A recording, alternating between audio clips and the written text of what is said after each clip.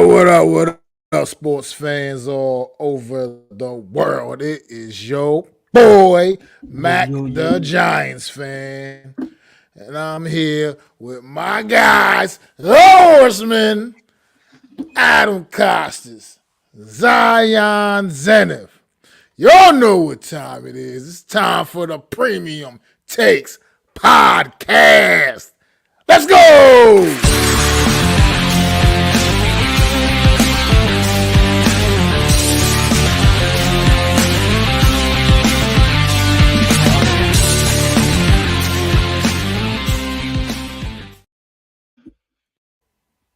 What up, what up, what up, what up?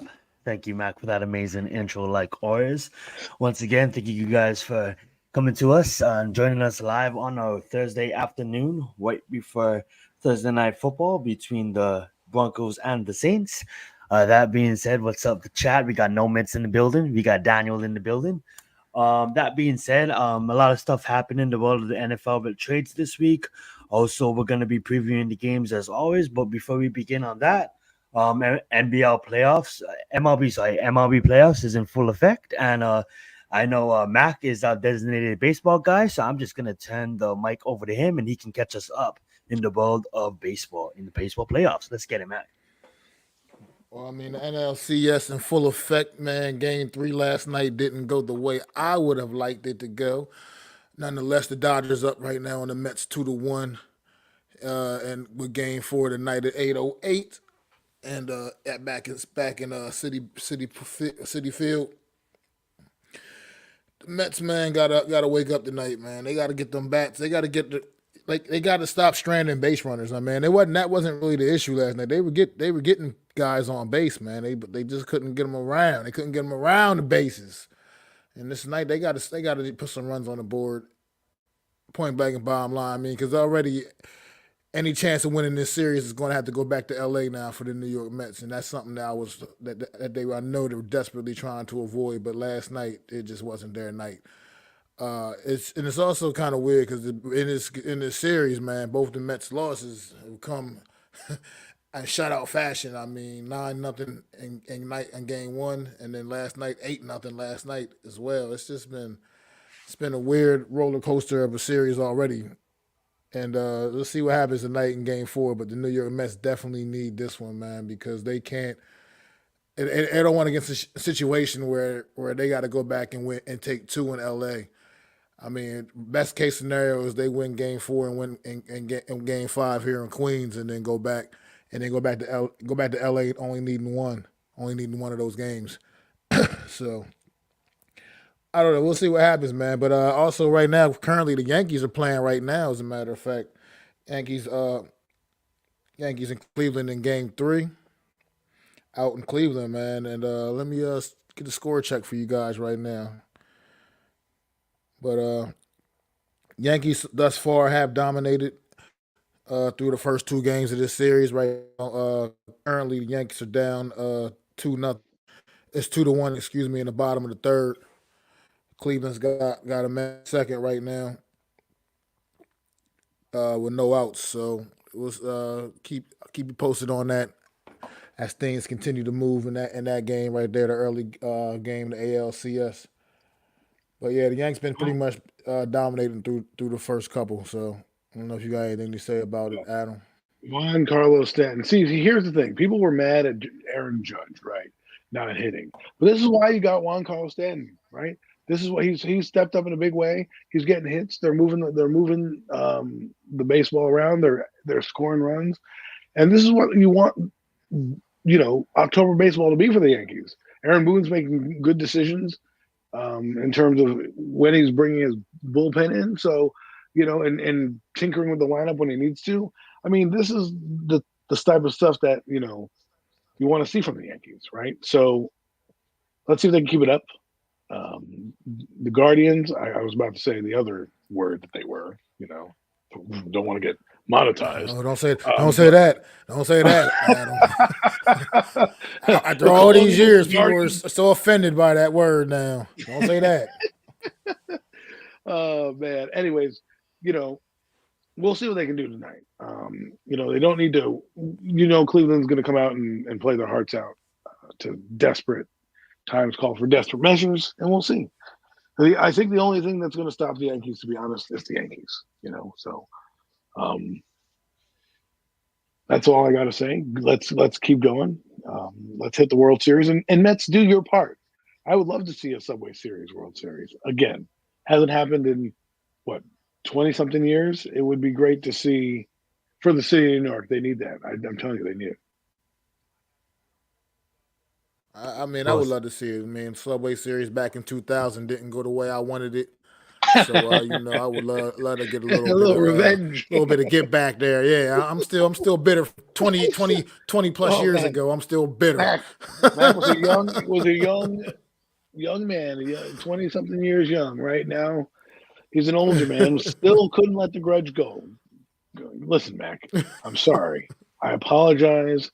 For what happened. Actually, I really don't. I don't. If the Mets were hot, they thought they were going to do it, and they didn't. I mean, I liked Piazza and what he brought to the lineup, and he kind of got you guys there.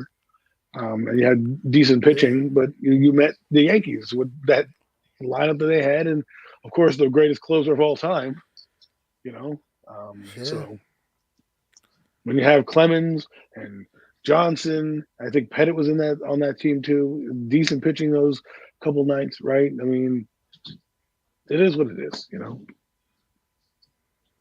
Yeah, I mean, it was just I just would love to get another opportunity, another crack at him in the series. Well said. And I'm just, I'm a pathetic, I guess, Los Angeles Dodgers fans that don't even follow baseball.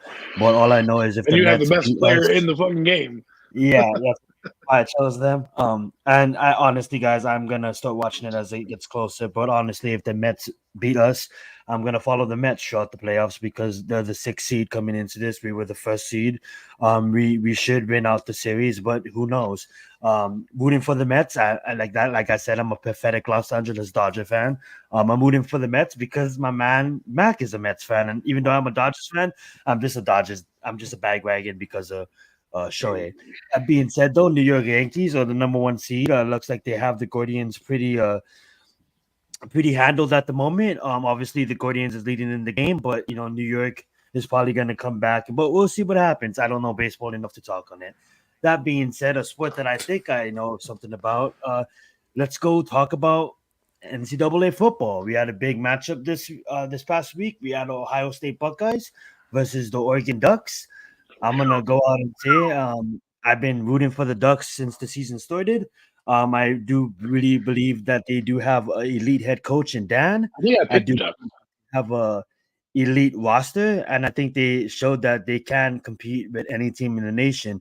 This was the first big test, the biggest test of probably the franchise's history if you go to modern day football. With the Ohio State Buckeyes, the best team in the last probably 10 years in the Big Ten. But I will say both quarterbacks showed out, had pretty good numbers. Will Howard went 28 for 35, 326 yards and 2 touchdowns. Dylan Gabriel, 23 of 34, 2 touchdowns, 0 interceptions with 341 yards himself. Both teams effectively rushed the ball. Oregon a little bit better, but Ohio State did its thing at times, and both teams had respectable wide receivers show up. I will say that Stewart did have one of the bigger games of his career, and we all know that Smick and Igbiga is you're going to be playing on Sundays, and I would say the same for Oregon's receivers as well.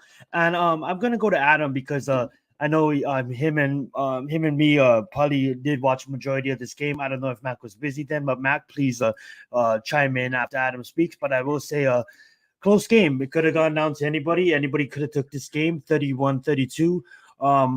Oregon almost cost themselves this game by missing the field goal and stuff like that, but they ended up putting it together where it really counted. And both teams are probably going to see each other again in the Big Ten championship game. As much as Penn State won against my team SC, they shouldn't have. We should have beat them. We shouldn't even have let it gone to overtime, but that's a discussion for another time. And as far as Michigan, I don't think Michigan can compete with either Ohio State or the Ducks. Even though they have a strong defense, I don't think the offense will be able to score as much as Ohio State does and as much as Oregon's does. Now, Ohio State, I do still believe they still do have the best roster in the nation. Like I said, this is gonna be a handy rematch, probably for the Big Ten championship, and I won't be surprised. I called this before the season. I know my co-host can vouch for me, and some of my homies can vouch for me. I did have Ohio State losing this game, but getting the revenge in the Big Ten championship, and both teams do actually make the playoffs because you got to think about it. I know I'm holding the mic for a long time, Adam. I'm gonna let you speak in a minute, but you got to think about it. Yes, teams like Liberty, yes, teams like the Memphis Tigers, yes, teams like Notre Dame, they're probably going to be in the playoffs, but you got to have to get at least there's probably going to be 3 or 4 SEC teams, and there's probably going to be 2 or 3 Big Ten teams because when it comes to the playoffs this year, they're going to respect the SEC and the Big Ten as major conferences. And of course, the winners of both conferences get bye weeks. That just goes to show you, obviously, Power 4 conferences are gonna get in. Who wins the ACC is gonna get in. Who wins the Big 12 is gonna get in, and then obviously the independent conference with Notre Dame. But that being said, though, I can see both of these teams making the playoffs, but good performance by both teams. I would love to see what Adam has to say about this game. Go ahead, Adam. I thought it was kind of interesting, because Oregon, excuse me, doesn't have the reputation that Ohio State does. They do have a reputation of winning. And last year, obviously, they had Bo Nix out there.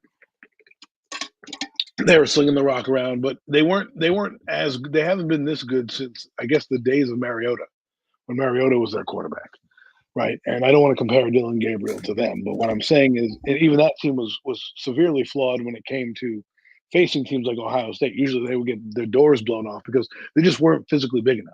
Yeah, Oregon was always known for that team that's going to come out with that nice, fresh Nike uniforms. Right. You know what I'm saying? Yeah. They get the new highlighter uniforms. They're going to show out on a nice game, but usually they get blown out in their playoff game because they can't compete with the big time teams. This time, they did it. They hung with one of the bigger teams in college football in Ohio State. I thought their quarterback helped navigate the game very well. He has quick passes, very decisive, knows what he's doing, anticipatory throws. It was fun to watch. Howard on the other end, still kind of he had a good game, but obviously he had some costly mistakes. So, it's college football. I think I don't know the playoff situation and what's going to happen. But for now, it's looking promising that these two teams might meet up. And I just think the Oregon Ducks, we have to respect them now because this wasn't a win just to win. This was a big time win. And let's see what they can do off this win. The win's only as good if you can parlay that into, winning your next couple of games, right? So you got it. It's kind of like the NFL, right? Teams in week 10, once they get that momentum, let's just talk about the Giants in 06, 07 playoffs. You know what I'm saying?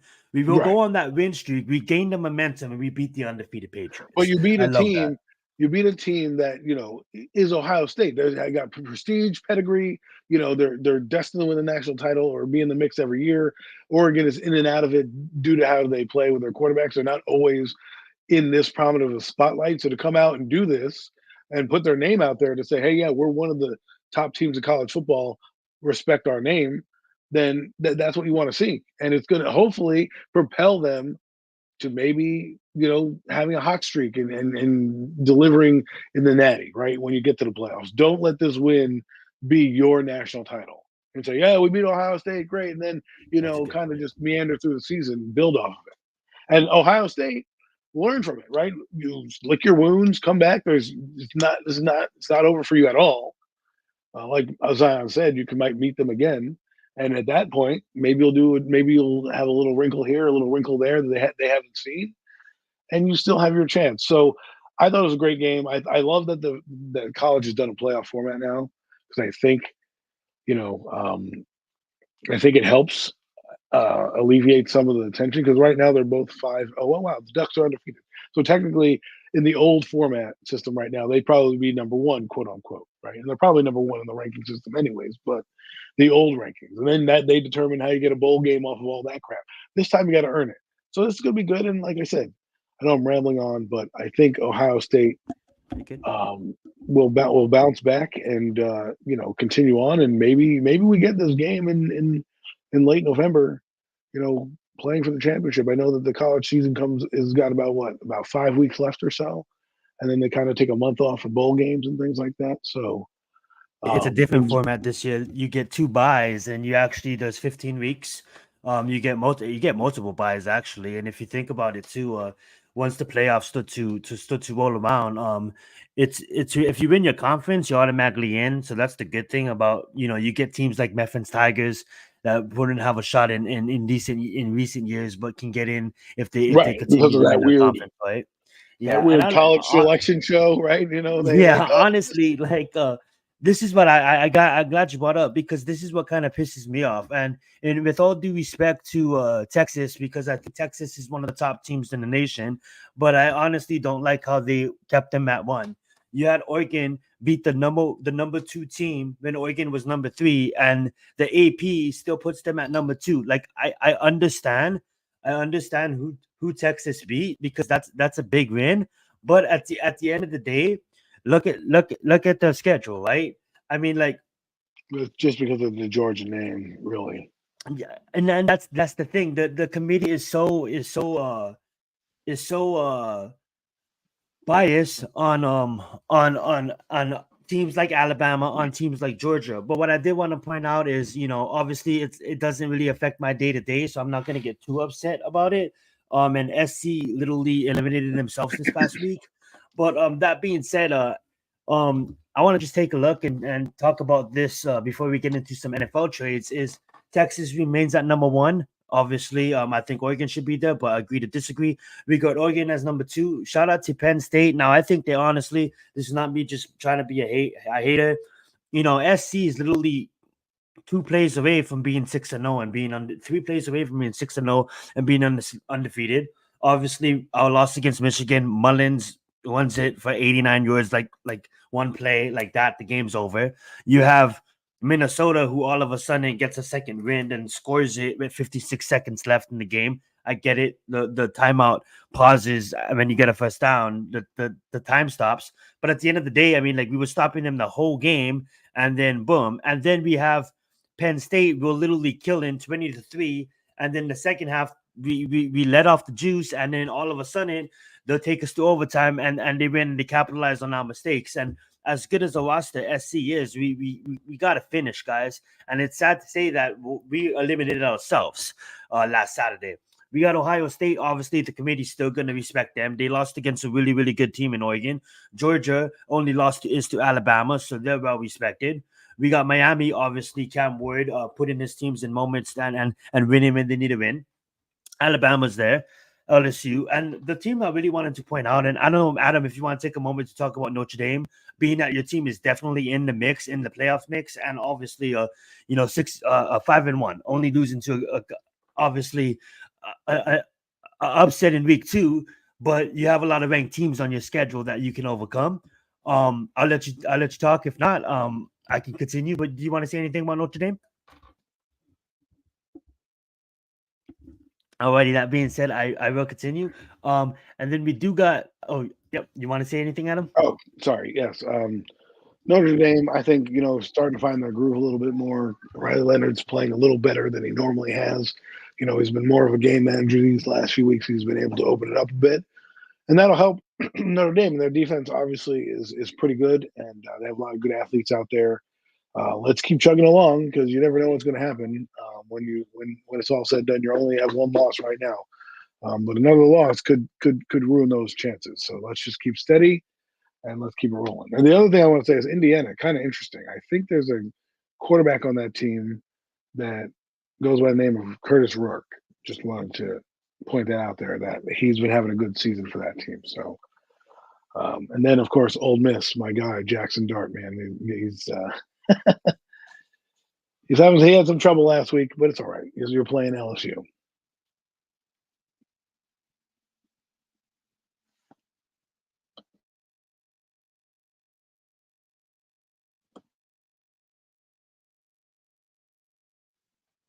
So, Don't everybody all speak all at once.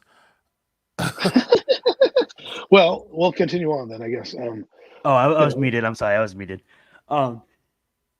Thank you for that, Adam. And absolutely, Indiana, what he said with the quarterback, and obviously Ole Miss, losing a big time competitor in LSU. That's the thing about these conferences, man. SEC teams, Big Ten teams, super Big super games. tough schedule, super tough schedules, right? Um, and if we go on, I do want to point out a team in Boise State, man, representing the Mountain West. Obviously, they got a running back that should be on point to win the Oh my Heisman. God, he's This kid is definitely going off. I think he is surpassed 1,000 yards in literally just 6 games. And pretty Gentry crazy. is him. If he, I mean, like I get it. It's uh Georgia Southern, but I mean, like if you look at this kid Gentry, I don't even have to look at his yards. Ashton Gentry is literally breaking, and it's not even taking me to the stats, but he's literally having 200-yard games and literally on point to win the Heisman. In every game, he's literally getting over 160 yards on the ground, if not surpassing that 200 mark. 6 games over 1,000 yards. It's just absolutely ridiculous. And then another team that He'll be a is Cowboy next year. yeah, right. Another team that some would say has the best wide receiver in the nation outside of the guy from Arizona is Missouri, staying in the mix. Obviously losing, but still staying in the mix. And I want to give a shout out to, obviously the Fighting on Illini. Illinois is hanging in there, beating tough competitors. But I got to shout out our U.S. military, man. Our U.S. military staying undefeated, 6-0 Army, Navy 5-0. Obviously, Michigan's going to be Michigan. The committee's still going to respect them, even with two losses. Even Ole Miss, they're losing against good competition. But Army and Navy, man, shout out to our armed forces, man, because these guys really are there to be officers in the military and not really play football. And even if they get drafted, they do have to commit to the military before anything. Obviously, the military sometimes will give them the benefit of the doubt, but after they play the NFL career, they have to come back and still do their time because they signed to Uncle Sam. But shout out, man. Shout out to the armed forces. And usually the armed forces teams, your body has to be disciplined to be in the military, right? So they don't really get those big linemen or those big defensive line, like maybe a Wisconsin or maybe a Nebraska or maybe a Georgia, Ohio State, Alabama. But shout out to our armed forces, man. That being said, that's just a fast breakdown of college ball. Obviously, let's move back into the NFL because there's a lot of major, not really major, but two major trades and two other ones. But you got Cam Akers going from the Texans to the Vikings. We had Roy Robertson Harris going from the Jaguars to the Seahawks. We got the big one, the big two actually. We got Devontae Adams going from the Raiders to the Jets. And then we got Amari Cooper going from the Browns to the Bills. So I'm gonna open up the line to Mac. I'm gonna let my man Mac discuss what your thoughts about these trades. Most likely Adams and Cooper. But if you want to talk about Akers and Harris, it's all you. Let's get it. I don't care about the other two. But the Browns clearly we see what the Browns are doing. I mean, at this point now, they're like this. Fuck it. All right, we're not good. we're gonna see what we can. We're just gonna go out there and see what we can get. I mean, in a sense, it's like at least they realize it. You know what I mean? They're not gonna waste their fucking time. They're not gonna play around. They know that they're garbage, and now they're gonna build some capital. They're gonna get some capital, and I think it's a good move for both teams. I mean, the Jets clearly in need of another playmaker, someone that can make some plays for him consistently. So with Devontae Adams adding him into the mix back with Aaron Rodgers, I mean we can see. I mean Aaron Rodgers, neither one of these guys are the same players they were in Green Bay, but at the end of the day, they definitely still have the ability to make some plays, and some of that magic can come back, bring back some of that old magic. And you never know, maybe the Jets can get some things going, but they are the Jets, so somehow they'll still find a way to probably fuck something up because that's what the Jets do. But also, I mean, Amari Cooper, where the hell did he go again? I forgot that fast. Shit. Who the hell Amari traded for Cooper? Cooper? Yeah, so Amari Cooper, he went to the Buffalo Bills. Yeah, Buffalo. That's right. Yeah, now that's just What up, great Alex? move right there. Let's That's get giving it. Josh. Love That's your giving show, Josh Logan, by Allen the way. exactly Good what he shit. needs. Another once My again man. giving him a legitimate number one threat. What's going on, Alex? Man, thanks for stopping in, bro. A legitimate number one threat, man. And that's I think right now that's what that Buffalo Bills team needs to sustain what's pretty much been. I mean, they've been the division that they've been dominating over the last few years now. So I think this is a great move for both of those teams, the Cleveland Browns and the Buffalo Bills. Here, I think they're both winners in this trade because the Cleveland Browns know that it's time to tear some shit down and rebuild, and they know Deshaun Watson is not the guy, so they got to go out and get the guy. And I think In a they're going to search for just new add some more Sanders. capital to try to add some more capital, add some more draft capital to build around whoever that next quarterback for the Cleveland Browns is Nah, going but to they're be stuck next with year. him. They're stuck with Watson, at least for the next 2 years. He can be on the team. That don't mean he got to be on the field. God damn it, he stinks. Right, That man. is I'm true. sorry. That is true. I'm He not is gonna argue with terrible. that. He's tough. He, Where's the he is terrible right where's the now. Watson we know from Texans, bro? Like, Come on. you I know, mean, that's long he's gone. not That is playing better long than gone. Daniel. He's not even Oh, playing better than Daniel. Sorry, I he's agree with terrible that. I agree right with now. that. and Daniel's playing pretty bad, but That's how you give Daniel Jones a compliment. Good job.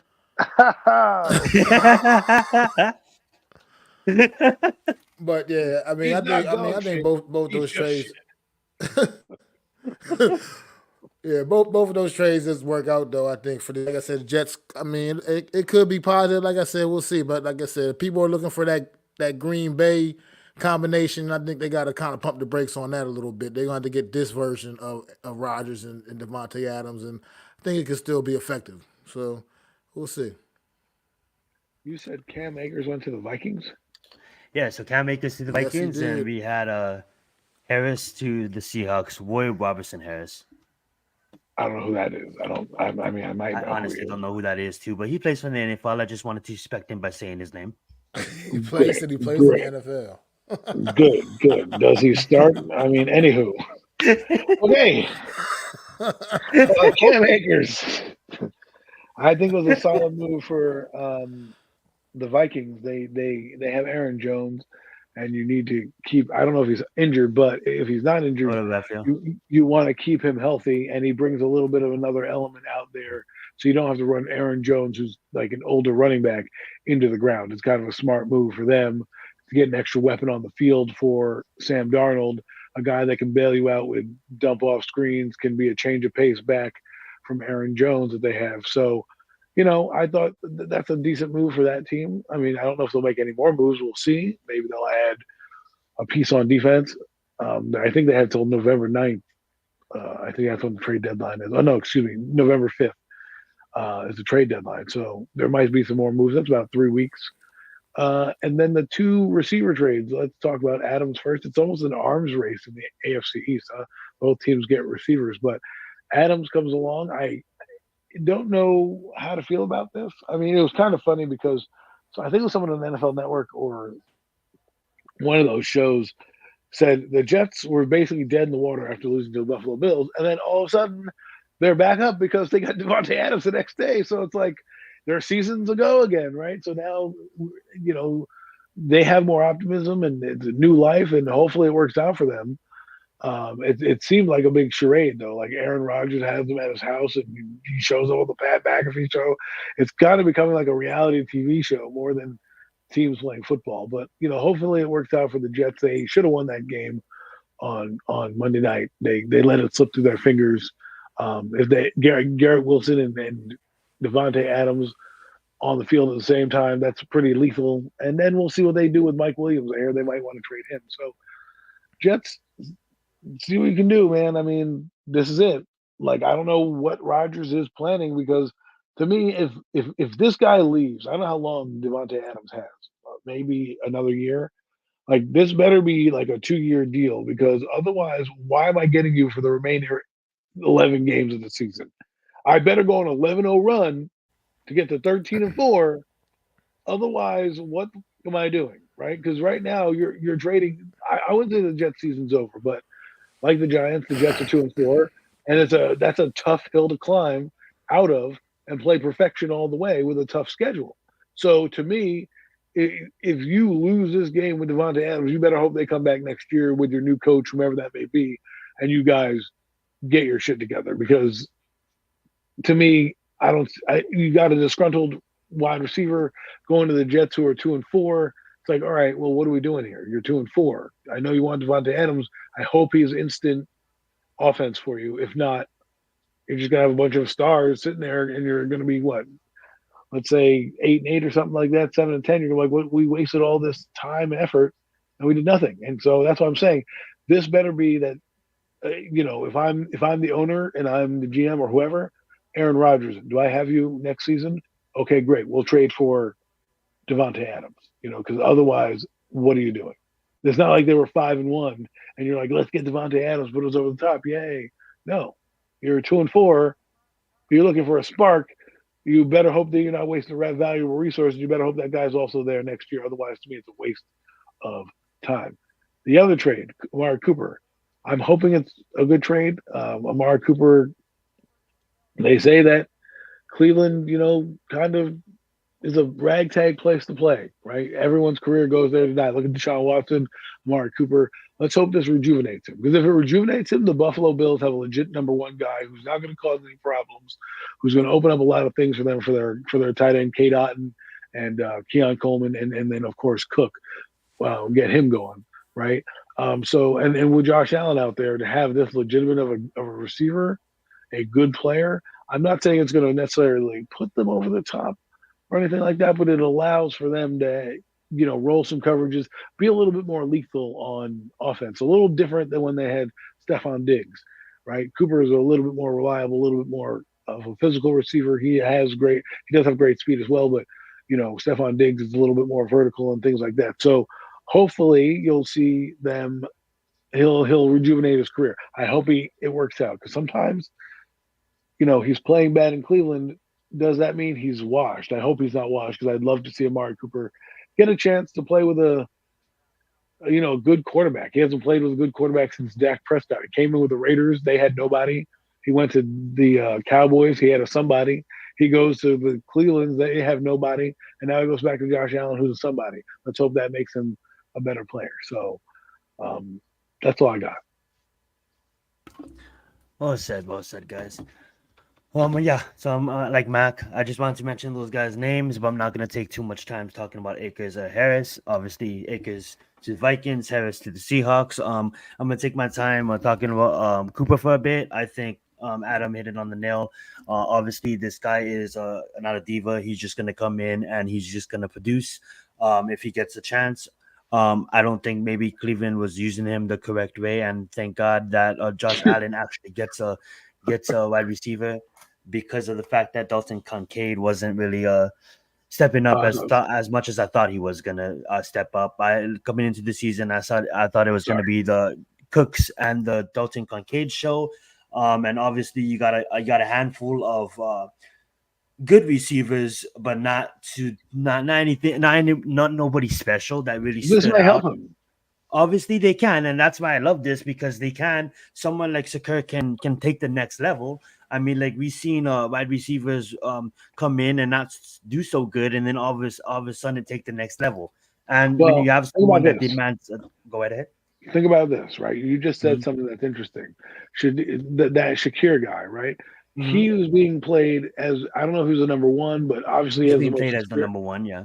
Right. So guess what? That means the number one corner's on you. So his numbers are probably going to dip because he's not necessarily a number one. So now you put him on the number 2 spot, or even the 3 spot if you move him in to slot because you like Keon Coleman's size. And so now you have Cooper, you have Dalton Kincaid, you can have Coleman there. This guy can now eat a little bit more because he's not going to have the best defender on him. So the move you're talking about right now helps two people out. And Coleman could disappear in the secondary, because now we have to Cooper has to demand attention. So now Coleman can get loose as well. I absolutely love that take. And get into Devontae Adams. I'm not like most people. I look at a guy's career and I try to judge that, right? So yes, is Aaron Rodgers taking a step behind? Absolutely. I'm crazy if I say he wasn't. But I honestly think I kind of feel sorry for I don't really feel sorry for them, but I would say I would go as far as, Adams on the Raiders. I mean, like, he went there to play with his college buddy, and then they trade his college buddy, or they choose not to pay his college buddy, and then he gets a washed up Jimmy. I mean, like, who wants to watch up Jimmy? You know what I'm saying? So and then he's sacrificing he's sacrificing his life every damn week last season for what? You know what I mean? Like I don't understand it. As much as I respect the Raiders and I at least try to obviously I think this is a good move for them, you know. It wasn't working out. Adams didn't want to play there no more, and he gets to go play for his quarterback that we had so much memories watching. Now, Father Time is hidden, and it's hidden pretty hard. But also, too, that line is not blocking as effective as they could. Now, I'm not going to sit here and I'm not going to defend Aaron Rodgers because yes, his arm looks like it's fading, and he's not the Aaron Rodgers to see what he once was 10 years ago. But I'm not. I'm still going to stand here and I'm still going to respect his mind. And now when you bring him a player, like I get it, he's a diva quarterback, and I understand everything has to be right for Aaron Rodgers, and the team's gonna move heaven and earth to get him that. I understand that, guys. But at the end of the day, now that he gets another one of his wide receivers, and we can honestly say the same shit happened for like Tom Brady and Gronkowski. Let's not act like it didn't, right? So, but obviously Tom Brady was him. He didn't look. He looked like he took a step backwards, and obviously Tampa had that good defense. And I'm not saying the Jets are going to get near to the Super Bowl, but that probably motivates your quarterback that you paid so much and traded so much for to maybe stay, like Adam and Mac were saying, stay an extra season. Now you bring in a wide receiver. Now Devontae Adams and Aaron Rodgers, if everything works right, can have a couple of more years in the league and go out playing together for the Jets. But hopefully we don't see it played and then Aaron Rodgers plays with the Vikings and then Adams retires, right? And anything could happen. But all I'm gonna say is I kind of like this because I honestly think that it gives Aaron Rodgers a ripping where he can actually get more comfortable because he knows it's almost like that. It's almost like Daniel Jones looking for Slayton.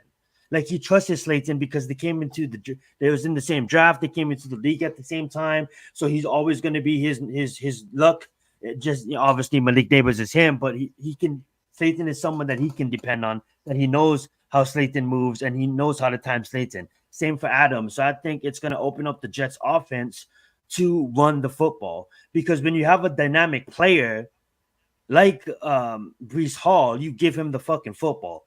So I don't care if it's Aaron Rodgers. It's not the Aaron Rodgers of 10 years ago. So the offense should run through Brees Hall and then let Aaron Rodgers and Adams mess them up in the passing game after Brees Hall. You're worried about Brees Hall in the running game. That being said, let's move on. Let's just get to some comments real fast. If Garrett Wilson wasn't enough, Jets need more attention than Adams to be a Super Bowl contenders. Now, I think that the AFC is too strong for the Jets. Obviously, they can still possibly win their division. We don't know what's going on. I mean, like, obviously, Buffalo's probably going to take it, but Miami looks kind of washed. Obviously, I don't see Drake May in his first year reviving that Patriots. So that being said, like they could be in the mix, but I don't think they're gonna beat teams like the Chiefs in the playoffs, the Ravens in the playoffs. I don't even think they're gonna beat teams like the Buffalo in the playoffs. So who knows?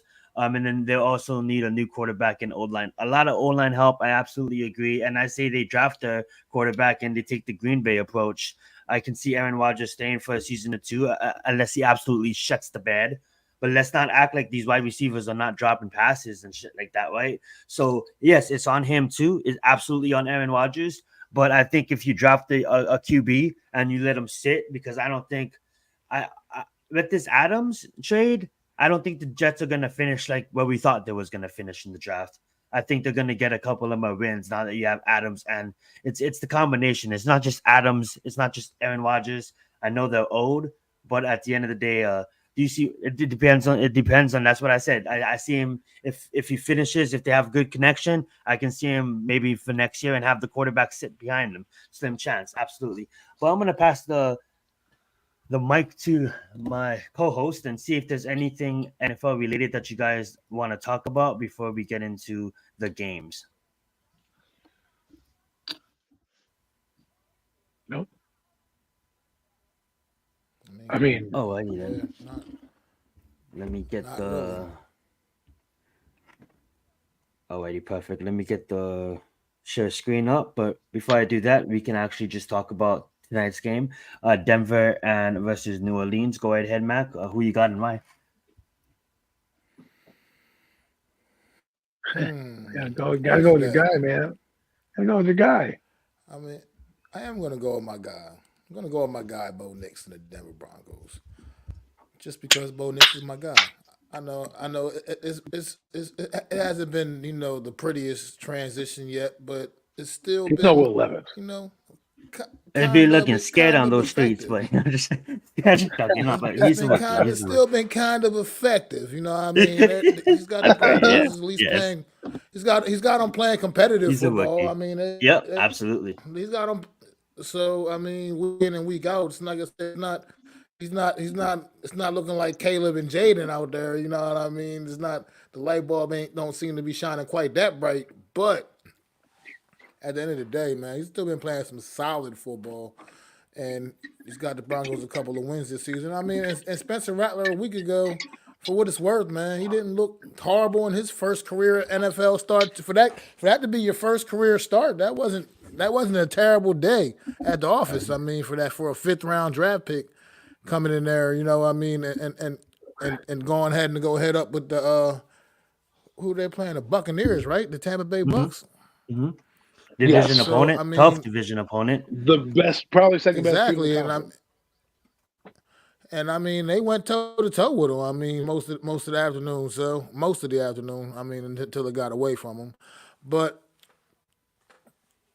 so this game could be interesting, but I wouldn't expect too many fireworks. You know what I mean? These are 2 rookie quarterbacks on a short week on Thursday night, and I think the Broncos get them in a close one. Yeah, you do have Patrick Surtain, the number 1, if not top 3, best cornerback in the league, going to be out for this one. You have the Saints, 2 starting wide receivers going to be out for this one as well. So yeah, should be. I have it 2 ways. It's either going to be a low end scoring injured game. reserve. He's done. It's either on going the to. shelf. He's out for the year. Yeah, it's either going to be a low scoring field goal type of defensive type of game. It's going to be a clash where these 2 young quarterbacks duel it out. And as impressive as these defenses has looked, the Saints has kind of came down back down to earth, and Broncos had seen tougher competition. So when you go into a game like that, where it's leaning a low scoring defensive type of game, it could be a shootout with 2 young quarterbacks with weapons, with these wide receivers that's trying to prove themselves now that they get opportunities. So I'd like to hear what Adam has to say about this game before I make my decision. I'm gonna go out on a limb and go with the New Orleans Saints. I mean, Spencer Rattler. You got to look at the task he had to go up against. Whether we like it or not, we need to put respect on the Buccaneers' names because they have been dominating opponents for most of the season. The teams they've played, the Eagles, the Saints. The only game they got railroaded in was this Bronco game where they went down to their competition a little bit, right, and kind of mullied around. I think they also lost another game too. But the 4 games they won, they've been pretty handily. The Commanders, right? So we may have to respect the Buccaneers. And with that being said, I think the Saints are going to do just enough to outwit the Broncos, right? Bo Nix, while I like him coming out, Spencer Rattler, I also like coming out, but I like a little bit more of what I saw with Rattler as opposed to Nix. They're letting him throw downfield a little bit more with Rattler. He's got a little bit more mobility to extend plays. So, and he has a better offensive kind of, configuration here, right? The receivers on the Broncos I'm not too familiar with, but the Saints have a lot of weapons besides Rashid, right? They have Alvin Kamara. They still have Chris Olave, and they got a few guys that can make some plays for them. Well, he's out. Yeah, 2 wide receivers, 2 third, and Olave and Rashid is out for the Saints tonight. Well, they still have Kamara. He's a big part of their offense. Look to Bub to step up. Bub, that's his name. Yeah, he had 8 targets. I'm trying to remember his last name. He had 8 targets last week. I think Alvin Kamara he's not the Alvin Kamara that we remembered, the do it all back. But that's Bub Means is his name. But That name makes you halt real quick, man. That's the only thing you can say. You But got to anyways, provide the fans the information. And I will yeah. say this before you continue. We also have, I just want to list the names that you should be hearing called tonight. We have Bov Means. We also do have, what is I this love other that kid's name. name? Let me just look right My new now. favorite player is Bov Means. Yeah, Bub. Look for Bub. You also want to look for, I believe, Cedric Wilson Jr. might be in the mix as well. Obviously, Jawan Johnson is going to get a lot of the But see, targets with my Alvin point Kamara, like you said. is there. I just think what the Saints did against the Buccaneers last year gives me a little bit more. Last week, excuse me. I give them the Mason little edge. Tipton So, as well. Sorry. so that's why I give them the edge because the Broncos they have trouble scoring points. They're not the greatest scorer of teams, and the Saints, even with Spencer Rattler, still put up 27 points. Right, that's pretty good. To think about that, the rookie coming in there, leading your team down with 27 points. So that I kind of give it to the Saints on from what I saw from last week to this week.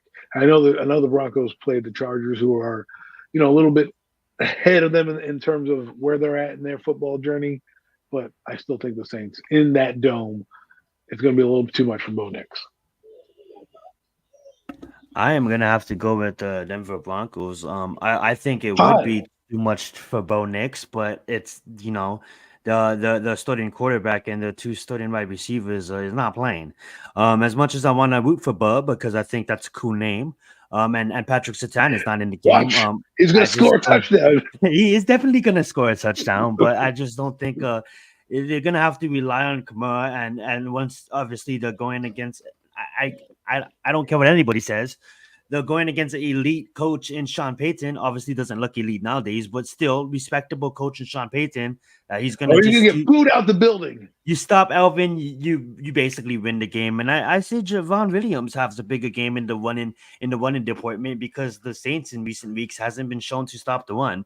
I think Cortland Sutton steps up, but obviously we're gonna need Troy Franklin or maybe like Mims, someone like Mims to step up as well. Haven't seen him since really last year. I don't really look at the tight end of any significance in this game, but I honestly look at the quarterback. As much as I said, it's been scarce out here on these streets for Bo Nix. I think this is a game that he can eat. He can eat, man. I honestly think this is a game that he can eat. He's 5 for 5, 5 touchdowns, 5 interceptions. But this is the kind of game where obviously he doesn't. I don't see him lighting the Saints Throwing offense out up, 2 but I picks. see him doing enough to win the game. Maybe 2 touchdowns, maybe 230 yards in the victory. But count on the one game to be in effect on both sides tonight because there's a lot of receivers trying to make their names, and it's a primetime game basically, only game on TV.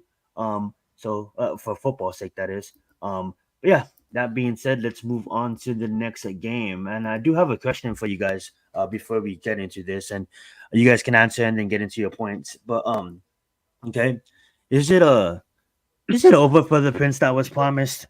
And what I mean by that is like, this guy wins a national championship as a rookie, looking great at Clemson. Everybody hyped him up. And obviously, it didn't really work out. I don't really count his first season because he had a shitty head coach in Urban Meyer. And this guy he's proven to do more than Daniel Jones in his 4 years in the NFL. So I can't take that away from him. But what I can say is before that win against the Colts, this guy was on like Why a is that? 9 or Why a is 10. Daniel Jones the bar?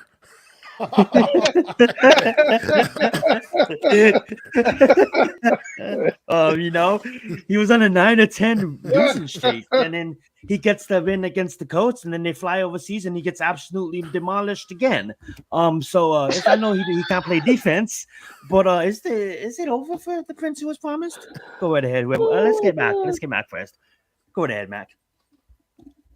I mean, look, Trevor Lawrence. Do I think he's possibly the most overrated starting quarterback in the league? Yeah, I think he could be in the running for that. However, I mean, look, let's just talk about the game. I can't do it. I can't. Trevor Lawrence, He still got some work to do. He's got some work to do, but I'll just leave it at that for right now. As far as this game goes, they've been chilling in London for a week now. Jacksonville, got that ass whooped last week. Bears went over there and like my co-host Adam likes to say, clap them cheeks. You know what I mean? So Whoa, they've had a whoa. week. They've they've had a week over there in London. You know what I mean? To let it marinate a little bit, let that sink in. But they've been sitting over there chilling. And Patriots just got over there. Jacksonville's well acclimated now, and they should be able to take care of the Patriots. I think in this one, no excuse for Trevor Lawrence, Doug Peterson. I think if Jacksonville drops this one to the Patriots in this London game here, which is pretty much home away from home for the Jacksonville Jaguars, I think we're gonna start seeing some more dominoes starting to fall, man. When they go back across that pond, so Well, I think Jacksonville does win this one. look, I think Jacksonville wins, but to answer your question, listen to these numbers: 1,300 yards, 8 touchdowns, 13 interceptions. I mean, 3 interceptions. Right? That's his regular season numbers right now. So typically, he's not having a bad season in all comparison, right? But his team is playing bad. So 3 interceptions is not a lot of turnovers. It's unfortunate you can't win some games, and he's the one that's being blamed. But if you look at it, like everyone makes it seem like Trevor Lawrence is. I mean, they're not getting explosive plays. They're not, having a very good offense. But if it all said and done, his numbers, if you go to ESPN, they give you those projections, right? If you look at him right now, let's just be real. I think he's the guy that he was in college. Hell no. I think he got way overhyped in college, right? So I mean, like he's having an average season, so he's playing average football, and we'll see what happens. This is what happens when you pay guys money, right? Now you're kind of stuck with him. So, but I think they'll beat the Patriots if they can't beat the Patriots, who they're I expect them to lose. Drake May, you have a rookie quarterback. You better beat Drake May, because if you don't beat Drake May, you got some trouble. And it's not like it's going to save Doug Peterson's job or anything like that. But you just want to get off the mat a little bit, separate yourself from the completely fucked. Well said. Well said. I'm gonna go out on the limb and I'm gonna take the Patriots in this one. And this is the reason why I'm gonna take the Patriots. And we have to go back and we're gonna start keeping track because I'm gonna win this one this week. And I'll get the scores for last week as well. But here's the reason why: the Patriots have played nothing but a tough competition since week 1. I get it. The Bengals is not the Bengals that we all know. The defense absolutely sucks. But the Bengals in week 1 was trying to win that game, and we all know what happened. They didn't. Okay. Then they went and they played the Seahawks. Then they played the Jets. Then they played the 49ers. Okay, obviously we don't really count the Dolphins because the Dolphins are trash without Tua. But we got the Texans. They absolutely get demolished against the Texans. But I was gonna say Caleb Williams. Drake May throws for 3 touchdowns in his first collegiate start. Something that Daniel Jones hasn't done, I think, since COVID. So that being said, I see the Jacksonville as the straight up, like, not coming out party for Drake May, but a game he could handle. A game that both teams really like. Yes, Jacksonville is a team. If you look at the roster on defense and you look at it on paper, you're like, damn, this shit's good. But it doesn't translate to the field. And when you look at the offense, you're like, damn, it's good, but it doesn't really translate to the field. And then they can't capitalize. They can't win games. They don't know how to finish. And yes, Adam's absolutely right. His numbers are great, but when key situations, when it really matters, it doesn't show up. That being said, though, I do think the Patriots come out strong this weekend and get the win overseas. Yeah. That being said, let's move on. Two shitty teams in the morning while you eat breakfast. I'm not getting up for the purpose of watching that game. By the way, I'll get up early enough when it's on. Sure. No, I'm not getting up for the purpose of watching it. No. Look at my timestamp, guys. This game starts at 6:30 where I'm from. Like I only wake up to watch the 10 o'clock slate, not the 6:30 a.m. slate. Oh man, my God, you're not going to wake up to see 1-5 versus 1-5? Come on. 1-5 versus 1-5. I don't think I'm gonna pass on this one. Alrighty, guys. Um, Yeah, we got the Seahawks going against the Atlanta Falcons. I'm really high on the Atlanta Falcons this year. Been high on them the whole time. I honestly think they're ready to win the championship now. All they needed was a quarterback. Do they get it done this week? I don't know. Will it surprise me if the Atlanta Falcons are in the Super Bowl? Absolutely not. I've been saying it since the start of the season. But that being said, we got them a tough out against the Seattle Seahawks. Don't let the Seattle Seahawks fool you. They're playing tough. They're gonna play you tough. And if you overlook the Seahawks, they're gonna kill you. That being said, I am going to take the Atlanta Falcons at home. I think the ATL is going to be turning up in this one, and let's get it. Who do you guys got in this one? Go right ahead, Adam. We're going to start with you first, and then pass it over to Mac. I'm going to take the Falcons. I'm going with the Falcons as well. I like what they're doing. No disrespect to the Seahawks. They're in a bit of a skid right now, and I think, they got a long time off, right, from that 49er game. I think they'll come out swinging, but this is a game that if the Falcons want to kind of be where the Buccaneers are, flirting with being a team that could represent, you got to win this game. These are the teams that you got to beat in order for us to make you to believe that you're those guys, right? As they say in the business, that you're him, right? So beat Seattle, and we can start talking about the Falcons as legit, possibly conference winners, right? Because right now that there's two top teams. There's three teams, right? There's the Vikings, there's probably the Lions, and right now you could say the Buccaneers. Not many people are talking about them, but I'm going to talk about them because I think they're a team that to be reckoned with, especially in the South. So if the Falcons want to keep pace with them, you got to win. You got to win a game like this. I love it. Go ahead, Mac. Yeah. 3 for 3, fellas. I'm going with y'all too with the Falcons, man. This team, man. Everybody, after the week 1 game against Pittsburgh, everybody kind of, got a little skittish, jumped off the bandwagon a little bit. And the Falcons, they didn't brought them back in, man. I mean, this team is loaded, man, off on the offensive side of the football. And they're not too bad on the defensive side of the ball either, man. They got some playmakers on that side of the ball as well. But mostly this offense, man. Let's talk about, like, you got Drake London out there. I mean, Kyle Pitts is starting to, emerge and really starting to, flourish a lot more with Kirk Cousins back there at the quarterback spot. And then they're hitting you with both of these running backs, Bijan Robinson as well as Algiers, man. They're hitting you with both of these guys. So they're giving you everything they got. I mean, they got the kid who's the kid that came from the Bears. What the fuck's his name? I forgot his name. The kid Darnell Mooney, yeah. Darnell Mooney. Yeah. Got this kid out there making plays, man. I mean, they're starting to really come alive. You got a little youngster, Ray. It's gonna be fun watching them in the Buccaneers battle it out down there in the NFC South, man. That's gonna be some fun football to watch, man. So, yeah, I got the Falcons here. I just think they got too many playmakers, I think, and they're feeling themselves right now. Lovely. And yes, I do believe that the Buccaneers do play the Ravens this week, and then they do see the Falcons after that. So that's going to be a fun matchup that when they do meet.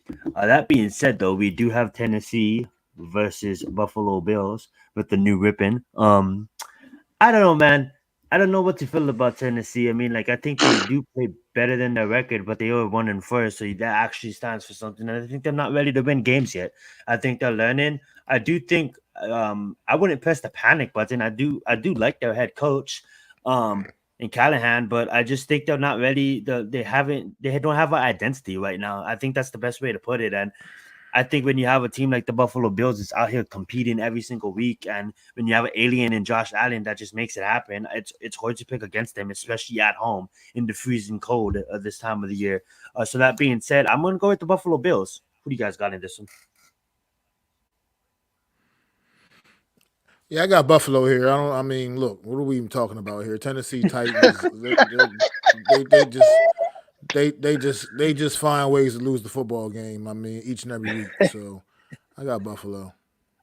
I love it. What are we even talking about here? Yeah, I don't put mayonnaise in my coffee, so I'm going with the Buffalo Bills as well because I think, they getting Cooper is trying to cement them as one of the best teams in the AFC, and I think you're going to start to see that. This is a game that You're going into hostile territory as a 1-4 team. If Buffalo does not win this game, I'd be concerned. So I'm picking Buffalo Bills in a rout.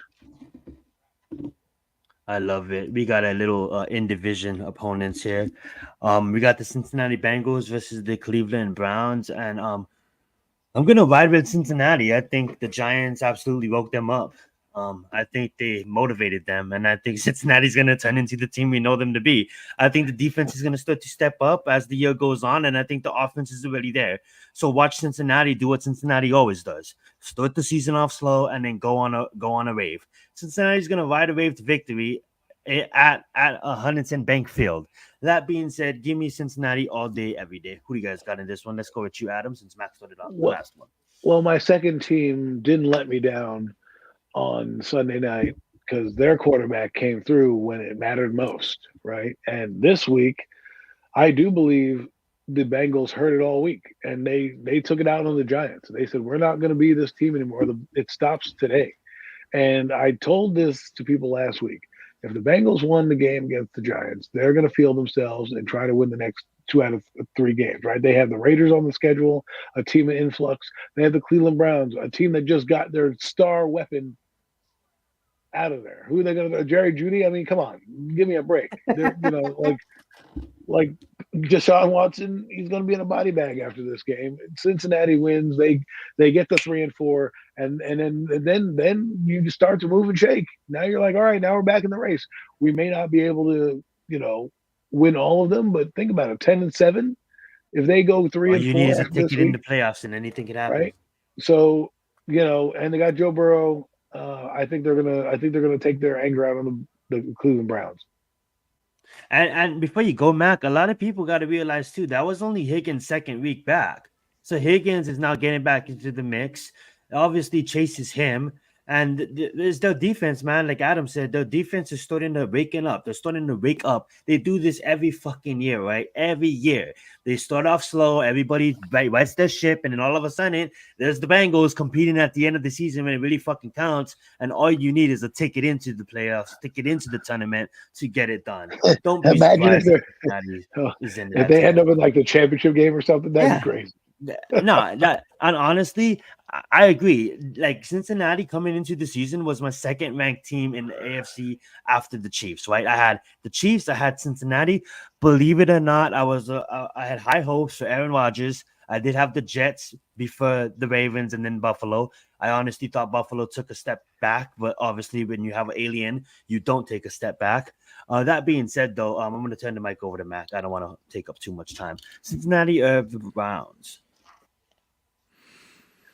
Yeah, I'm thinking about it. I don't think it's that much of a slam dunk. I mean, I don't think it is. I mean, Cincinnati. I mean, they didn't come in there and just completely just dominate the Giants on Sunday night. They just beat the Giants because the Giants pretty much, do what they do. So I'm still not like exactly overly impressed with this Cincinnati Bengals team. I mean, neither one of these football teams have lived up to the hype that they both had coming into this season. With that being said, I'm taking the Bengals. The Cleveland Browns are an absolute mess. I can't fix my mouth to pick them to win a football game at this point. So all that that's people the in only Holland reason. criticize my old This team. guy's like a subplot. He's doing a whole Saying like, subplot. the Bengals are nothing.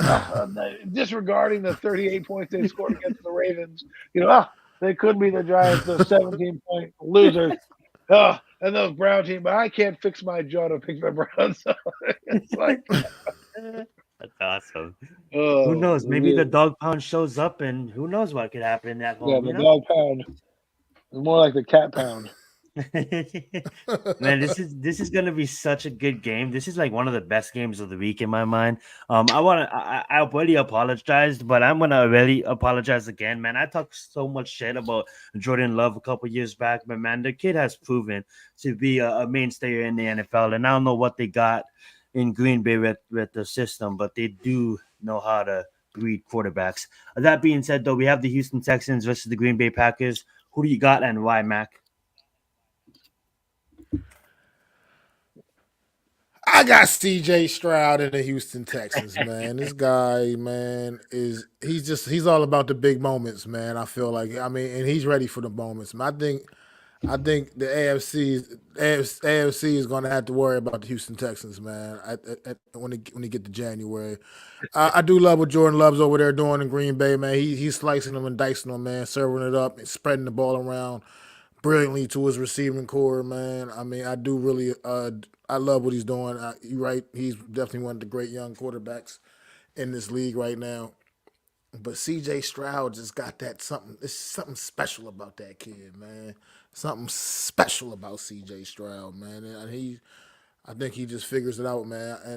And I think they go up to Lambeau and get a big win in this one. I love it. Go right ahead, Adam.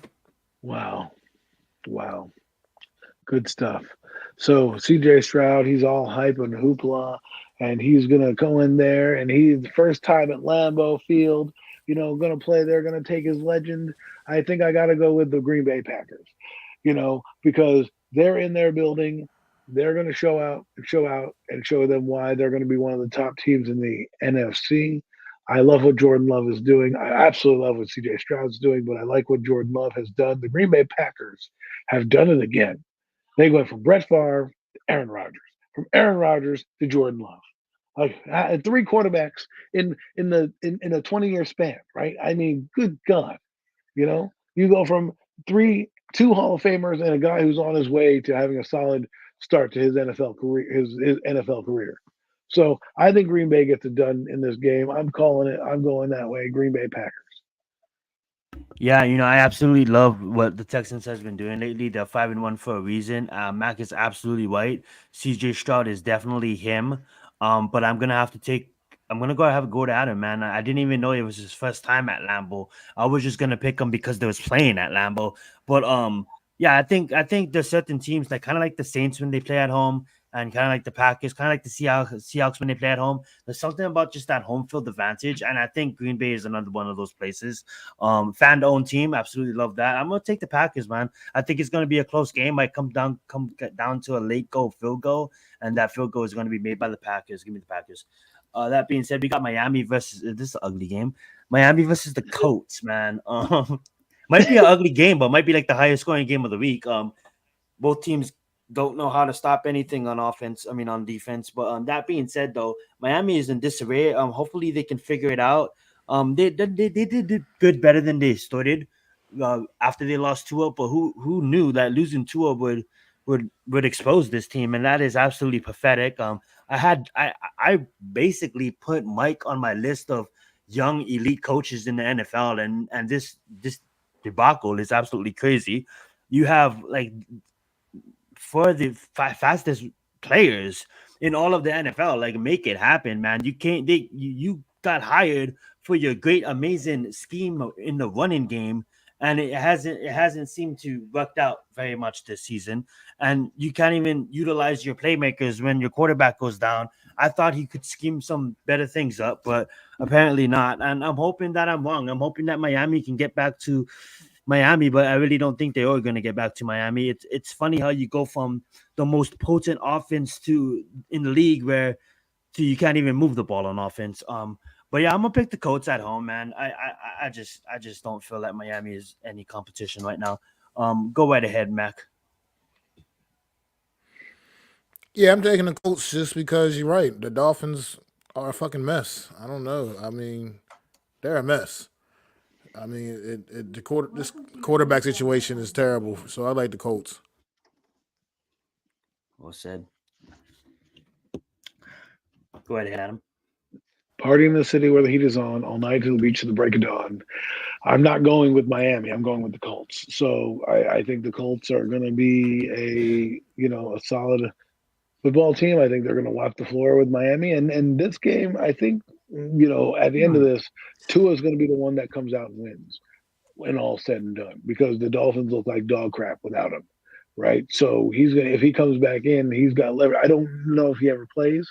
That'll be something that they'll discuss. But if he decides to come back, you see what happens when you lose your quarterback. I know people talk about how bad Tua is or overrated he is. You could see what happens when your franchise guy goes down. There's such a significant drop off that they don't even look like they take a brilliant mind like Mike McDaniels and make him look like nothing. But remember, Adam, it's wide receivers that make the team. Yeah, I know. I mean, Right? what's Tyreek It's Hill? like where's Tyreek Hill at? What's Where's Tyreek Hill Where doing? you be at Hill? Like, you know what I'm saying? Where's It's Tyreek like, Hill at? I mean, you know, I don't mean to rub I that don't in mean to do people. that too. I The don't mean to dirt. do, yeah. I don't mean to rub people's nose in it, but think about that. Think about that. All those people who talk about weapons, they have Waddle, they have Tyreek Hill. They can't do a damn thing. A damn thing. Well said, well said, well said. As far as any notable NFL trades, I don't have any that comes into my mind. Now, I will say this: we can talk about Matthew Stafford when we get to the Giants. I do have something to say, and we'll probably lead it off there. But that's the only one that comes in mind for me now. But we have one more game to get to, and it's a pretty important game before we talk about that one. It's the Minnesota Vikings at home taking on the Detroit Lions team that everybody. This is like the fuck the other game I was talking about. This is the game of the week. Why is this 1 o'clock? Why is this not flexed because out? they didn't know the Vikings was gonna be this good. They thought the Vikings was gonna suck and Detroit was gonna roll through them. Little did anybody know Sam Darnold was gonna have the second coming. Most of us thought the Vikings were gonna suck. So yeah. So I'm gonna let Adam start with this one because I know I went to Mac first the last one. Who you got, man? Detroit actually up there, Minnesota just looking unbelievable. It's tough, man. I'm going to go with Detroit here. And the reason why, and no disrespect to you, Vikings, you know, you're doing a phenomenal job. Sam Darnold, who I told people was going to have a solid season, is doing well. And they're going to be in their new home and everything like that. But I think Detroit's on a mission. And that mission is to bludgeon and punish anybody that gets in their way. And what they did to the Dallas Cowboys was straight filthy. Like they just clapped them cheeks, okay? They just that was it. That was it for the Cowboys. Like they got that, they asses red from that beatdown, okay? But I just think Detroit's experience over the Vikings' new experience. See, the Vikings haven't been to many playoff games with this crew right here, and this is the game that we're going to find out if Sam Darnold is really the guy. But I think Detroit's on a mission, and they need this game for the division. If the Detroit Lions want to get to where they want to be, and that's to hold the Lombardi this season, they've got to beat teams in their division, and it's got to go against the Vikings. Well said, well said. Go ahead, Matt. And I like the Minnesota Vikings here at home, coming off the bye week at home, taking on the Detroit Lions, coming off the big victory against the Cowboys. I think, I mean, this is just one of those surprise storylines of the NFL this season, man. It's going to be able to watch these two guys. This division, as a matter of fact, the NFC North division, the best division in football, folks. Go look it up. Go look at those records in that goddamn division right there, top to bottom in that division. The NFC North, man, this is a heavyweight title fight right here, man. And I like the Minnesota Vikings. I believe in what I'm seeing out there from Sam Darnold, man. He's found that sweet spot. He's found that where he needs to be. And I mean, Detroit's gonna be coming in with a lot of emotion. You know, they the loss of Aiden Hutchinson. That's obviously some big shoes to fill over on that side of the ball for him. But I mean. Minnesota, I just believe in what they're doing, and I think coming off the bye week, they're ready for Detroit, man. They've had a couple of weeks to prepare for this game, and I think they're gonna come out firing, man. Yeah, I'm gonna have to agree with Mac, man. I do think the Lions are gonna be there at the end of the year, but I just think the magic continues for Minnesota. Everybody, you look at this game, and it's just so easy to be like, yeah, but Minnesota. Not saying you, Adam. I'm just saying the media. It's so easy to say like, yeah, the Detroit Lions are tested, and they're gonna come into Minnesota and say, show them who their big brother is. I've been hearing some takes like that, and it's like, hello there, aren't you guys not watching who the Vikings are playing? And like the Vikings, I think the magic continues. Now, I don't think they go undefeated. I think they lose eventually. But let's keep players out, like Mets mentioned. Max said his name, and you have a Lions team that should should beat them, and that's where the pressure comes in. You have a Minnesota Vikings team that I think is going to play loose at home, and the Lions are going to go down to a early. Minnesota is going to take the lead early, and I don't think they're ever going to give it back. And I don't say the pressure is going to be too much for the Lions. It's going to be a close scoring game, but I do have the Minnesota Vikings winning. Alrighty, guys, let's get to the fun game to talk about now. New York Football Giants versus the Philadelphia Eagles, and I just want to start this by I know Mets, you didn't meant to, you're not talking about this rumor, but I just want to bring it up too because I heard of the rumor. I honestly think that Matthew Stafford is the best quarterback in the NFC until someone maybe says a name that maybe I could think about. I think there's young up and comers. Daniel Jones. I think there's young up and comers in the NFC, and I do think that they definitely should be considered to be on that list. We just mentioned Jordan Love. We do see young Caleb doing this thing, and there is some other quarterbacks like Dak Prescott, like the quarterback we're playing this week in Jalen Hurts. But I do think when you look at Matthew Stafford and his career, that guy is literally even if you looked at his game where he's literally like his the top 100 list, right? And you watch him throw the football with his no luck passes, and everybody who ever played with him, basically says, yeah, this guy is it, and they're not faking it like they do with Daniel Jones. They actually mean it. They actually truly mean it. I honestly think that a trade like that would be good for the franchise. I don't think we can afford it, but I think it'll be good because I think we still would draft the quarterback, but back in the day, young quarterbacks sat and they learned from veterans. They took the Green Bay approach. And I think sometimes when you can't get your quarterback that you want, it's good to have a bridge quarterback there. We did it with Eli Manning when we had Kurt Warner. You know what I'm saying? I think it would be good for Matthew Stafford to come here and help us out for a bit while we figure out our young rookie. Will it happen? Probably not. Will I want it to happen? I don't know how I truly feel about that. All I can say is I truly respect Matthew Stafford, and if it happens, I'm not mad. But if it was up to me, I'm looking at Cam Ward, I'm looking at Monroe, I'm looking at Quinn Ewers, I'm looking at to trade the future to move up to the spot to get him, because what fucking future do we have? Look at our last 10 draft number 1 picks and how much of them are on the team. Even Barkley is playing us this week. He's not even on the fucking team. And we're like, yeah, he's going to be a Hall of Famer for the Giants. What the fuck happened? He went back to his hometown. That being said, trade the future, because at this point we have no future. So you go up there and you get the quarterback that you want. As far as this game goes, I think our defense is gonna be the outcome of the game. Does our defense hold the Eagles team that is banged up to less than 20 points? And the answer is, I'm sorry to say, as good as our defense been playing, it's the Eagles, guys. It's a division opponent, and the Eagles eat the Giants for lunch. And I honestly think it's going to be the same thing. We're looking at these Eagles team that's 3-2, and we're like, yeah, they're not as good as they once was, but it's still, we haven't earned anything against the Eagles. It's almost like when you have like a big sibling that beats you up, like play fight, no abuse here, but like beats you up, and then you try to get a move on him, but he can't, because he's always older. He's always out. He's going to outmaneuver you, out faster you. But one time you do land a nice hook and you do catch him and you feel kind of confident about yourself. I kind of think that's the Giants situation. It's like, we're going to come in with a little bit of hope. And yes, Malik Neighbors is back. But at the end of the day, we have another player in Barkley that's looking to get some revenge. And I honestly don't see how we beat the Eagles. I don't really see a key to victory here, like they say in the MMA. I don't see a key to success. So since I can't see a key to success, I'm gonna have to take the Philadelphia Eagles, and that sucks because I want to root for the Giants, and I am gonna be rooting for the Giants, but I have the Eagles winning. Go right ahead, Adam, and then pass it over to Mac.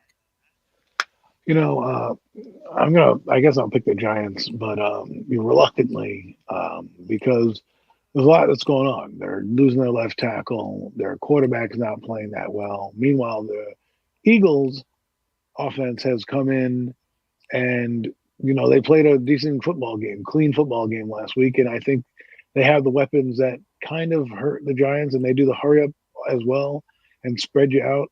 And it's a matchup that the Giants don't play well at. And I know it's going to be juiced up, for Barkley. So I don't want people to think, oh well, they're joint. Both this game is going to be it's going to be a slugfest. I will say that. And the team that limits the mistakes and scores touchdowns when they have instead of field goals. Because the thing is this: strategically, the Eagles have an advantage, and the reason why is their kicker is so good, Jake Elliott. So they never have to really play to get to the end zone. They can play to get to the 35 of the Giants, right? And they can kick long field goals all game long.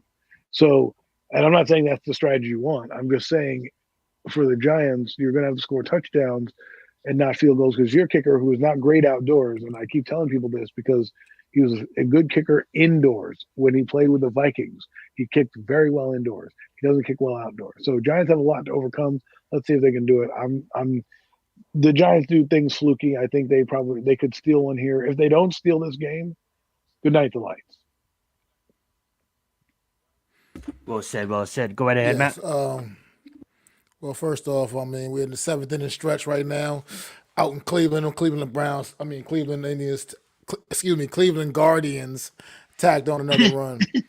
So it's 3 Oh, to they 1. did change their 3 to name. I 1. just caught on to that joke. Oh, okay.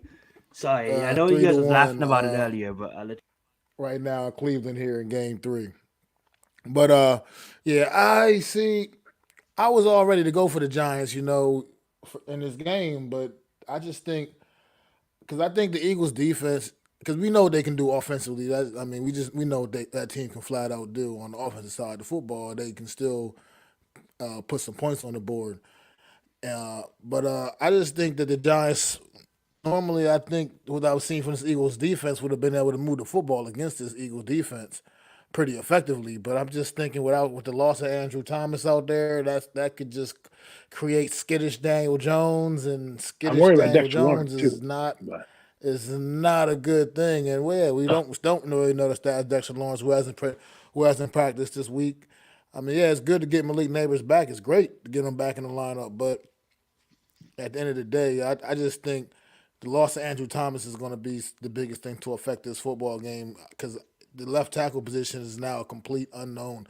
The offensive line has been playing so well. They've been all five together through every game this season thus far, and now this just breaks up the continuity that was building with this offensive line, and on top of breaking up the continuity, it's the best of the five okay, Matt. that's gone. So No Mets, I get that, I but just they didn't practice. I So. just think so. I just think that you know I just think that I got to go with the Eagles here. I think just because I think the loss of Andrew Thomas is going to have Daniel Jones, second guessing, maybe rushing some things, scared to take that big blindside hit. So yeah, Yeah, I and don't think you they'll know have. it's funny. You know it's funny, Mac. It's almost like Daniel Jones been having like good numbers and decent shit, right? But his arm is completely his deep ball is completely washed. And then I was like, yeah, how can it get worse? And then you see skittish Daniel Jones, and I'm like, oh yes, I forgot about skittish Daniel Jones because his offensive line been absolutely great this year, and he's been not winning games. But now we might get skittish Daniel Jones. Just You're absolutely right one on thing that. I want to say about like the DNPs, right? Like, do I really want Dexter Lawrence running out there and costing himself more time if he can sit out one game because we want to force him out there? Like, he didn't practice all week, and then he's going to be a game time decision. And let's say this physical offensive line comes and now starts bearing down on him, and then we come back out and they're like, well, he's going to be week to week now because he's sore. If we had rested him the week, he would have been fine, but we decided to put him out there. I'm just saying. That's all I'm saying. That's what they do with Andrew Thomas. Guy's out for the year now. Yeah, that's some sad shit, man. We got another horrible team in the Los Angeles Raiders and one for Los Angeles Rams. Obviously, I don't know, man. As much as I want to diss the Rams, I don't know, man. I think Sean McVay is awesome. I just think the play has not been there. And that being said, I think they do get the victory against the Raiders. I think it's clusterfuck right now at the Raiders. They just traded away the number one receiver, and a number one receiver that even though if he's obviously he wasn't playing the past couple of weeks, but he does demand attention. And Brock Bowers is definitely him, but I don't see the Raiders beating the Rams at home at SoFi. Maybe if there's at Allegiant, it really is it should be a pick 'em. I don't know why the Raiders are getting plus 6.5, but I'm gonna just take the Rams straight up. Oh, go ahead, Mac. Yeah. Well, I don't know, man. I honestly, this is the The Rams game. been looking I can terrible see all the sorts Raiders. though. I can see the Raiders fluking a win here. I mean, I really could. I mean, the Rams, yeah, they just things just haven't been going their way. But with that being said, I think I don't know. Hard to, man. Well, you know what? Coming off the bye week at home against the Raiders, you got to find a way to win and try to revitalize your season. Your division is not exactly, the 49ers aren't just running away with things like people may have thought could have happened over there. So you still actually got a little bit of an opportunity if you can wake up and string together a couple wins. So I go with the Rams coming off the bye. I like that you said that because I mean, like, we all thought that like San Francisco is going to be San Francisco, but they're not. Plus, they're playing the Chiefs this week, and then you have a Cardinals team that's absolutely can't win a game to save their lives. We have a Seattle team going against Atlanta that's 3-3. So if everybody, and I think Carolina is Cardinals are on a bye. If I'm not, no, Cardinals play the Chargers, but they're 2-4 as well. So if all three division opponents lose, the Los Angeles are back in the mix at 2-4. They're back in the mix. And Sean McVay needs to take advantage of that. Go right ahead, Adam. I think they're going to beat the Raiders.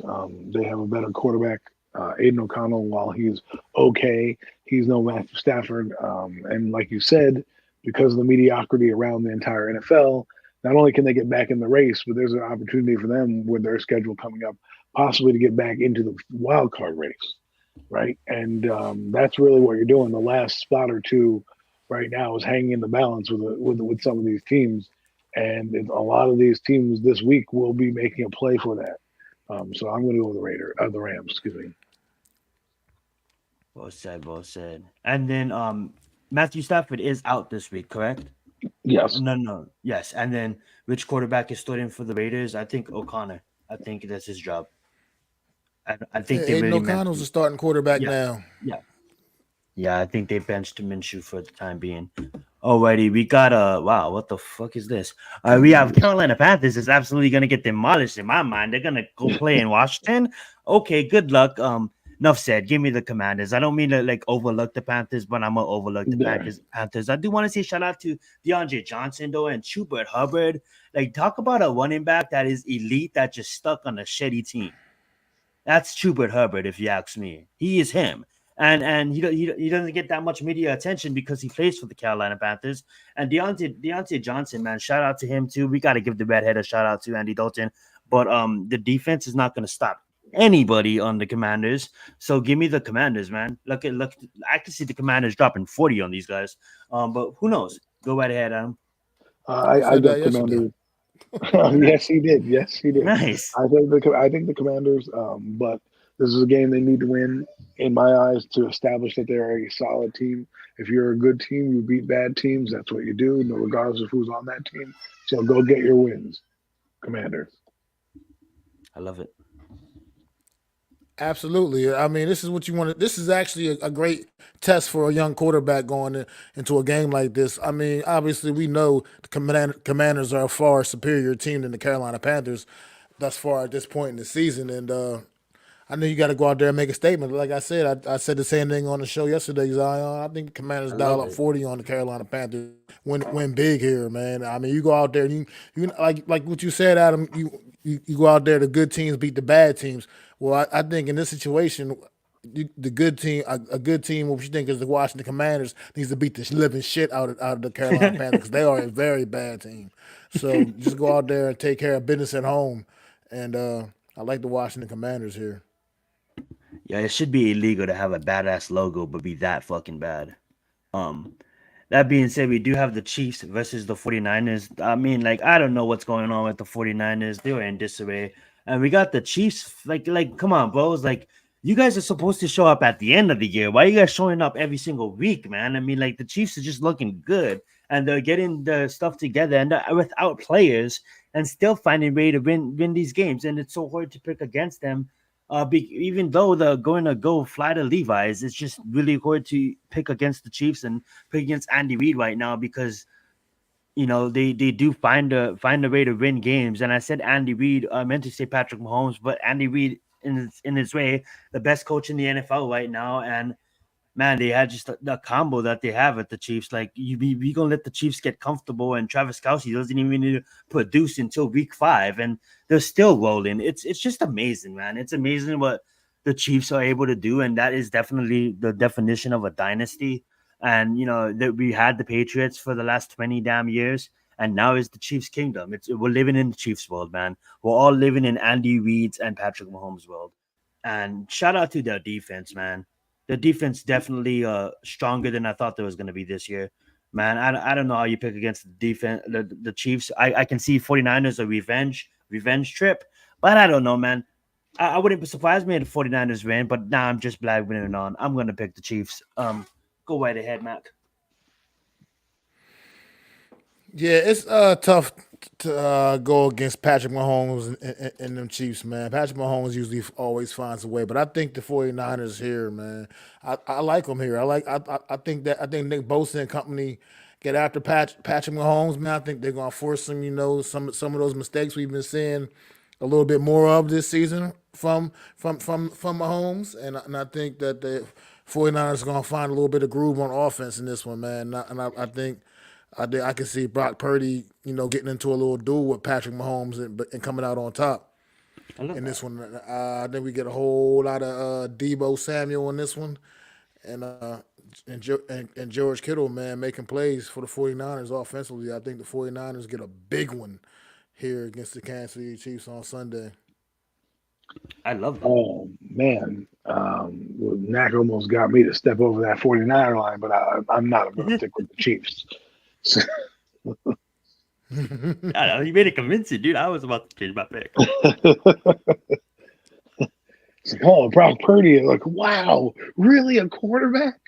No, I'm going to stick with Patrick Mahomes.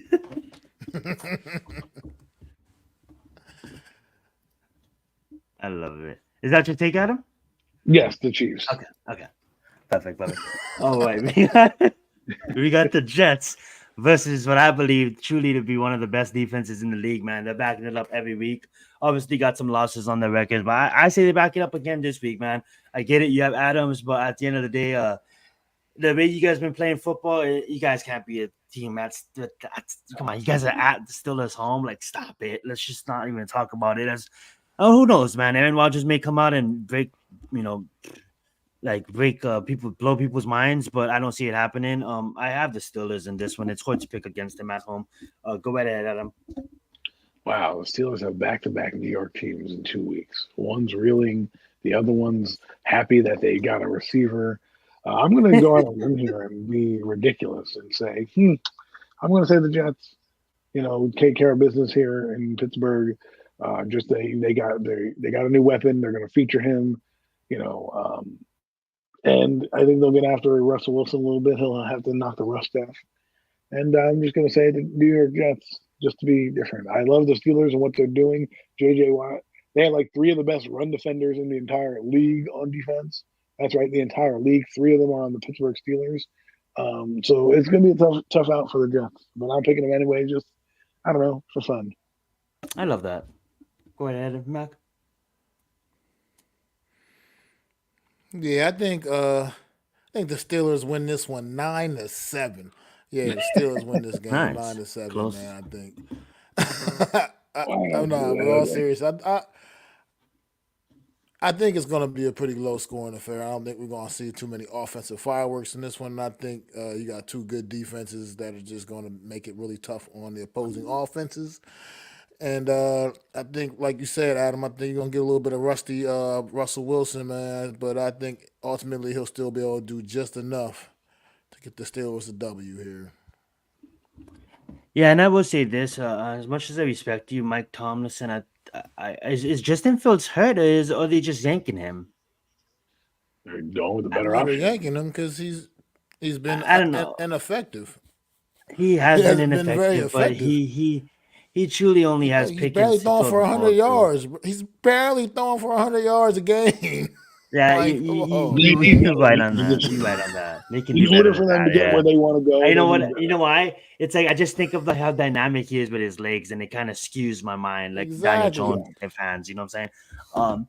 He still Oh, hasn't. Still hasn't been a very bad fantasy option this year because of what he does with his legs. But that's he absolutely can't. facts. Is this the 8 o'clock game? This is gonna be the prime time game. Absolutely. Um. Ravens Wow, versus the Buccaneers. This is such a got it right. big game. Go right ahead, Mac, and then pass it over to Adam. I'm gonna get some water. It's a good game. Wow.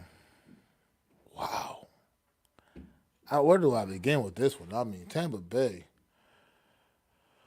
I think the Fantastic game. Buccaneers riding those emotions, man, riding them waves, man. Baker Mayfield's been playing out of his mind, man.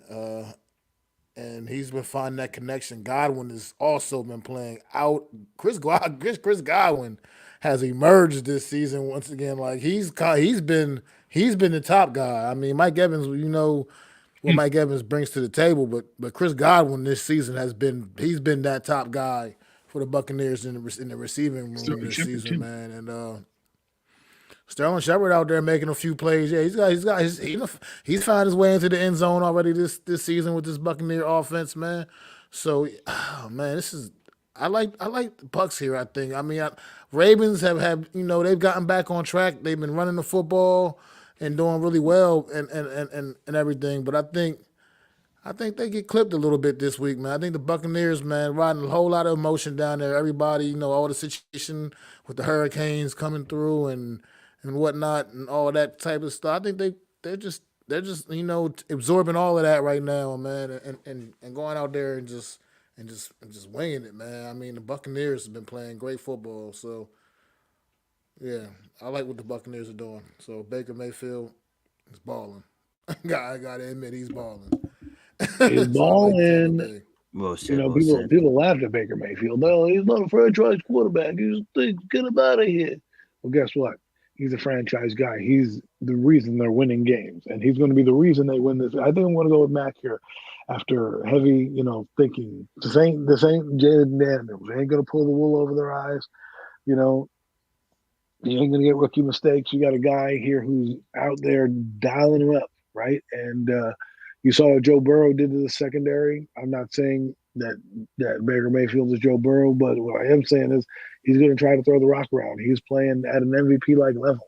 I didn't think I'd say that about Baker Mayfield, but you have to say that about Baker Mayfield because that's how well he's playing out there. And I think it continues. Like Max said, I think there's a lot going on in that area, and sometimes that can galvanize a team to kind of, go through it with each other, right? They're all going through it. I'm sure they have a lot of relatives going through it, and that stress, comes together, and you work for the man next to you because you know that he's going through the same stuff you're going through, and that's big. That type of emotion can carry you a long way. And I think that's what's going to carry the Buccaneers over the top. Yeah, I'm gonna say it's gonna be 3 for 3. I honestly looked at this game and I have the same feeling that Mac has. I think Baker Mayfield, man, he's gonna show out in prime time. Obviously, Lamar Jackson's gonna be Lamar Jackson. He's gonna run up and down the field, but in the big moments at the end of the game, when Tampa Bay either is gonna stop the Ravens, they're either gonna get the ball back, and Baker Mayfield's gonna score. The defense of Buccaneers, like I said, is gonna stop them in the red zone, and I can see either both. But yeah, honestly, both. Both teams putting up some points, but the Buccaneers edging the victory.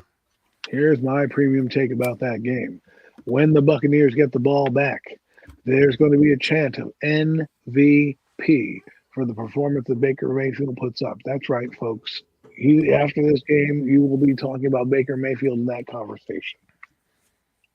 Absolutely, and I apologize, guys. I'm not to get you guys sad, but this is the prime time game.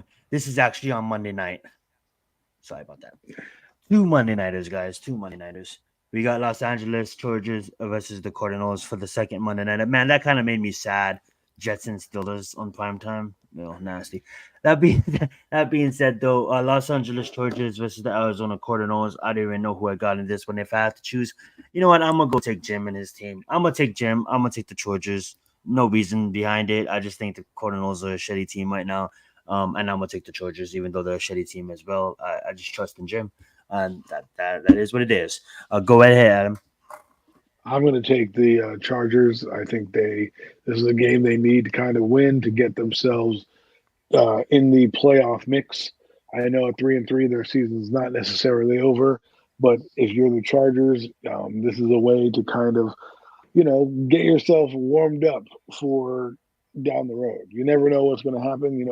Some people are picking the Chiefs to lose. So why not pick up a game against the Cardinals and see if you can get an inch closer to that Kansas City game? And that's when you'll really earn your money. So I think the Chargers are going to win this game in a rout. Nicely said. I think the Chargers do win.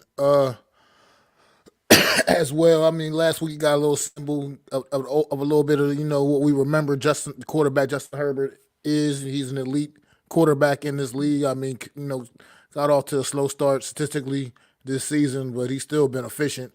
And last week we saw kind of what we remember him to be, slinging that ball around, and I think you're gonna get some more of that this week against the Arizona Cardinals, who's having a tough go at it, stopping the big play receivers, and I think Justin Herbert's gonna put up some numbers once again this week against the Cardinals and get the W. Well said, guys. So that is probably gonna wrap the show up for our premium takes on Thursday the 17th. Keep in mind, guys, we are gonna be coming in live to you guys Thursday next week, and Halloween. I know Adam and Mac. Obviously, Adam, with your kids. Are you available on Halloween? Obviously trick or treating and Probably not. going out with the family. But are you gonna be available? No, I'll be out with the kids getting candy. Absolutely. Candy. Absolutely. Candy. So maybe we can talk about Halloween show a little bit later. Maybe we can reschedule the Halloween show for a later time or a later day in that week. And maybe we can just do something special for Halloween and do what we usually do. This time of year we talk about, maybe our favorite horror movies, and we don't want to make it stale because we did an episode like that, or maybe we talk about just things Halloween related. We can for sure do that for you, Adam, but we'll talk about that a little bit later off stream. That being said, is there anything else you guys want to say before we get out of here? I'm good. If Adam is good, pass it over to Mac to I'm end the good. show. Alrighty, let's get it. Thank you guys so much for watching us. On back to you, Mac. Thanks again for enjoying another episode of the Premium Takes Podcast. I am Mac the Giants fan. My guys, Adam Costas, Zion Zenith. We are the Horsemen. So make sure y'all definitely go hit them subscribe buttons, hit them thumbs up on all our channels. Mac the Giants fan, Adam Costas, Zion Zenith. Support the movement, and definitely throw them fours up for our guy. NYG Jeffy T, man. Always here with us, man. Always here with us. This has been another edition of the Premium Takes Podcast. We'll see y'all next week.